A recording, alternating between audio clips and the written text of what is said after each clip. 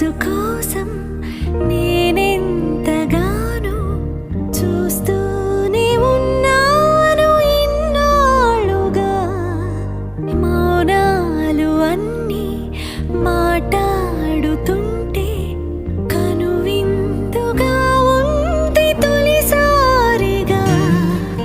అపురూపమేగా నాకీ క్షణాలు, దాచేసుకుంటాను జ్ఞాపకాలుగా.